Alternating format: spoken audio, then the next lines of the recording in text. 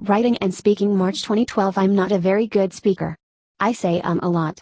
Sometimes I have to pause when I lose my train of thought. I wish I were a better speaker. But I don't wish I were a better speaker like I wish I were a better writer. What I really want is to have good ideas, and that's a much bigger part of being a good writer than being a good speaker. Having good ideas is most of writing well. If you know what you're talking about, you can say it in the plainest words and you'll be perceived as having a good style. With speaking it's the opposite. Having good ideas is an alarmingly small component of being a good speaker. I first noticed this at a conference several years ago. There was another speaker who was much better than me. He had all of us roaring with laughter.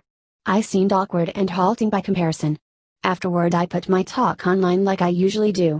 As I was doing it I tried to imagine what a transcript of the other guy's talk would be like, and it was only then I realized he hadn't said very much. Maybe this would have been obvious to someone who knew more about speaking, but it was a revelation to me how much less ideas mattered in speaking than writing.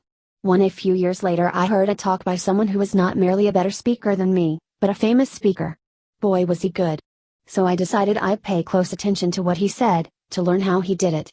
After about 10 sentences I found myself thinking I don't want to be a good speaker. Being a really good speaker is not merely orthogonal to having good ideas, but in many ways pushes you in the opposite direction. For example, when I give a talk, I usually write it out beforehand. I know that's a mistake. I know delivering a pre-written talk makes it harder to engage with an audience.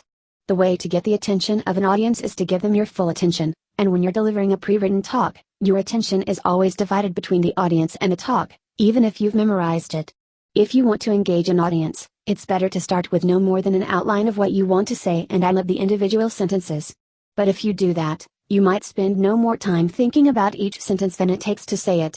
2. Occasionally the stimulation of talking to a live audience makes you think of new things, but in general this is not going to generate ideas as well as writing does, where you can spend as long on each sentence as you want. If you rehearse a pre-written speech enough, you can get asymptotically close to the sort of engagement you get when speaking ad lib. Actors do.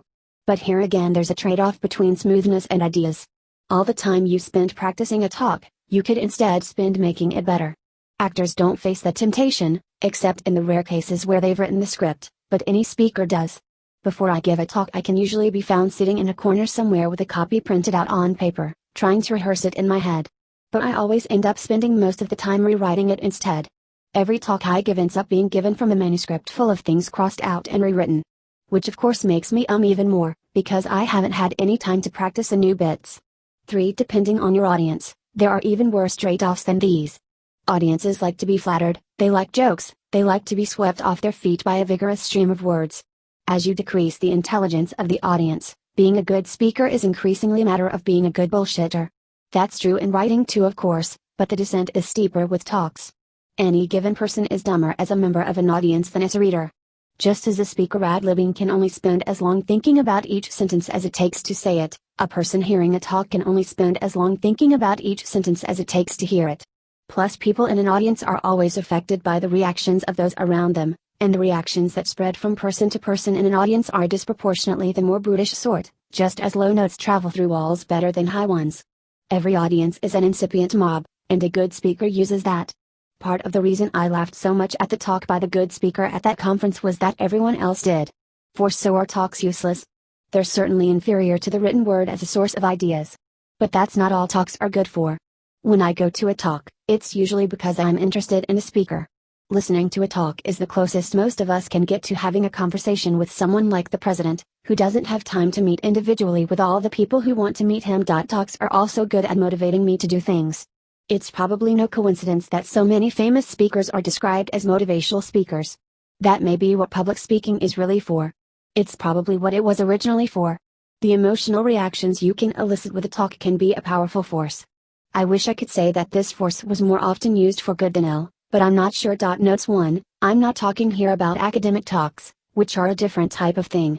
While the audience at an academic talk might appreciate a joke, they will, or at least should, make a conscious effort to see what new ideas you're presenting. 2, that's the lower bound. In practice you can often do better, because talks are usually about things you've written or talked about before, and when you ad-lib, you end up reproducing some of those sentences. Like early medieval architecture, impromptu talks are made of spolia. Which feels a bit dishonest, incidentally, because you have to deliver these sentences as if you just thought of them. 3. Robert Morris points out that there is a way in which practicing talks makes them better. Reading a talk out loud can expose awkward parts.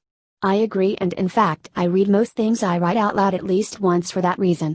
4. For sufficiently small audiences, it may not be true that being part of an audience makes people dumber. The real decline seems to set in when the audience gets too big for the talk to feel like a conversation, maybe around 10 people. Thanks to Sam Altman and Robert Morris for reading drafts of this.